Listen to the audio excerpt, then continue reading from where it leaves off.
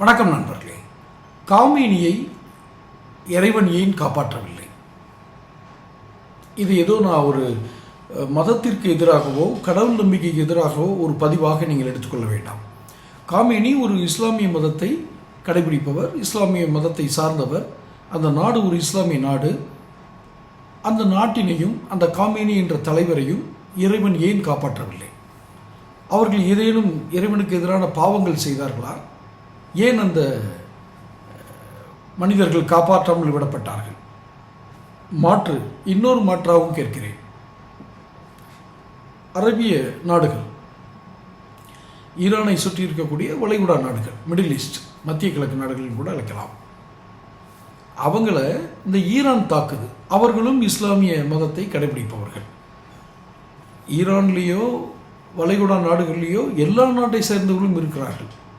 ஆனால் அந்த நாடு இஸ்லாமிய நாடுகள். அந்த நாடு இஸ்லாமிய மதத்தை கடைபிடிப்பவர்களை அதிகமாக கொண்ட நாடுகள். பிரிவுகள் இருக்கலாம், சன்னி பிரிவு, சியா பிரிவு என்று 2 பிரிவுகள் இருக்கலாம். ஆனால் அவர்கள் இஸ்லாமியர்கள். அதில் எந்த மாற்று கருத்தும் யாருக்கும் இருக்காது, இல்லையா?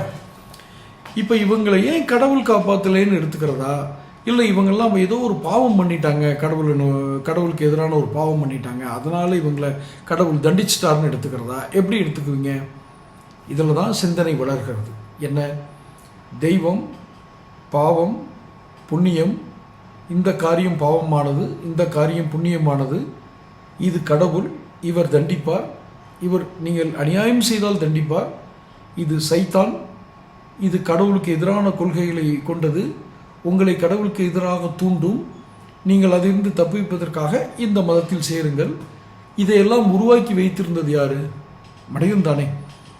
நான் இறை நம்பிக்கையை ஒழிப்பதற்காக இதை பேசவில்லை, தயவு செய்து புரிந்து கொள்ளுங்கள். இறை நம்பிக்கை என்பது மிகவும் உயர்ந்தது. ஒரு உருவங்களை வைத்து வழிபடுவது என்பது ஒரு மதத்தினுடைய நம்பிக்கை. உருவமே இல்லாமல் வணங்குவது என்பது ஒருவித நம்பிக்கை. இரண்டும் மனித மனநிலைகள் தான். ஆனால் வழிபடும் முறைகளில் மாறுது, இல்லையா? இப்போ காமினி விஷயத்துக்கு வருவோம். காமினி இறைவன் தண்டித்தாரா, எடுத்துக்கொண்டாரான்னு ஏன் கேட்குறேன்னு தெரியுமா? காமினி எதனால் உயிரிழந்தார்? எதிரி நாடுடைய தாக்குதல். ஆக நம்மளுடைய செயல்கள் நம் வாழ்க்கையை நிர்ணயிக்கிறதா, அல்லது நாம் பின்பற்றும் மதங்கள், அந்த மதங்களின் கடவுளாக நாம் நினைக்கும் அந்த கடவுள்கள் யார் நம் வாழ்க்கையை நிர்ணயிப்பது? சிந்தனையை துவக்குவது என் வேலை. அதில் சிறிது என்னுடைய கருத்துக்களை தெரிவிப்பதும் என் வேலை. ஆனால் தொடர்ந்து இதை ஒரு விவாத பொருளாக கொண்டு சென்று ஒரு அறிவு நிலையை அடைய வேண்டும் என்பதுதான் என் நோக்கம். இந்த வீடியோவிலே விட கிடைக்குமா?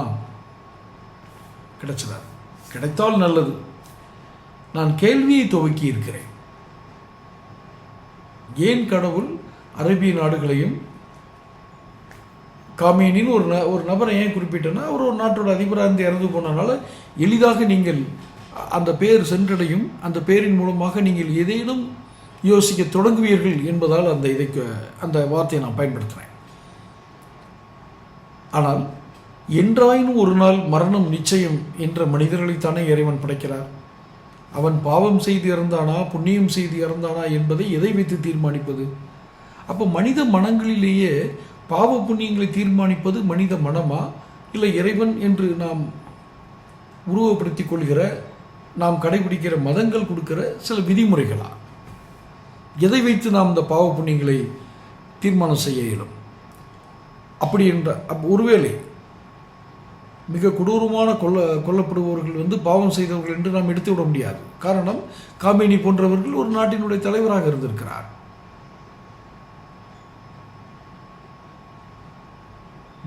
எத்தனையோ தத்துவ நிலைகளையும் ஞான மரபுகளையும் கடந்துதான் இந்த உலகம் தன்னை புதுப்பித்துக் கொண்டே இருக்கும்.